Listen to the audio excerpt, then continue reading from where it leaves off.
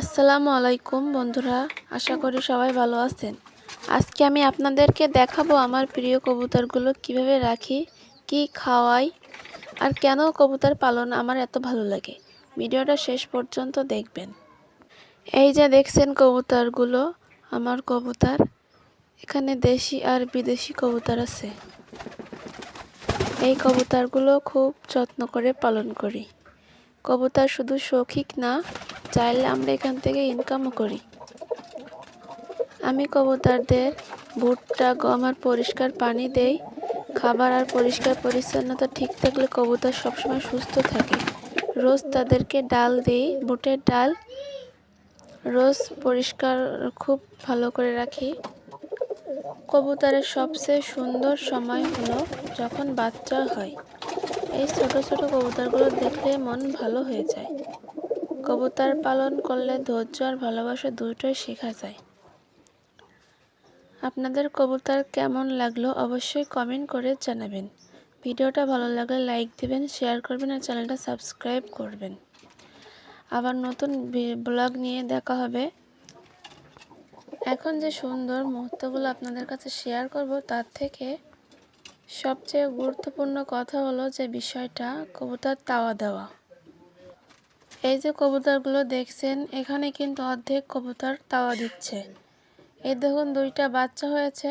এগুলো মাশাআল্লাহ দেখতে খুব সুন্দর। এগুলো কিন্তু অনেক বড় হয়ে গেছে। গায়ে কিন্তু মাংস আছে ভালোই, মাশাআল্লাহ। এই যে দেখছেন ওই কবুতরটা ডিমে তাওয়া দিচ্ছে। ও কিন্তু এই বাচ্চাগুলোই তাওয়া দিছিল, এখন আবার ডিম পারছে, আবার তাওয়া দিচ্ছে। এখানে আরও কবুতর আছে যে তারা তাওয়া দিচ্ছে। ওই যে দেখুন ওই সাইডের কবুতরটাও কিন্তু তাওয়া দিচ্ছে বসে বসে। একসাথে আকাশে উড়ে গোল গোল ঘোরা, এটাই কবুতরের সবচেয়ে সুন্দর দৃশ্য। তাওয়া দেওয়া মানে কবুতরগুলো সুস্থ আছে, তাদের মন ভালো আছে। এই দৃশ্য দেখলেই কিন্তু মনটা শান্ত হয়ে যায়। দেখুন কি সুন্দর তাওয়া দিচ্ছে। ওই যে দেখুন দুইটা ডিম। কবুতরগুলো কিন্তু মাসে একবার করে তাওয়া দেয়, একবার করে ডিম দেয়, এক জোড়া করে। ওই যে দেখুন একটা বাচ্চা দেখতে পাচ্ছি। আর ওই যে ওই সাইডে দুইটা ডিম দেখে তার মা উড়ে গেছে, আমাকে দেখে ভয়ে চলে গেছে। একটার সাথে আর একটা তাল মিলিয়ে উঠছে। এই দৃশ্য দেখলে সব কষ্ট ভুলে যায়। প্রতিদিন সকালে উঠে তাদেরকে আগে বের করা, এটাই আমার কাজ।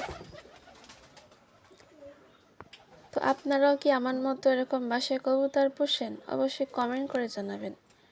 দেখুন এখানেও কিন্তু দুইটা লাল বাচ্চা আছে।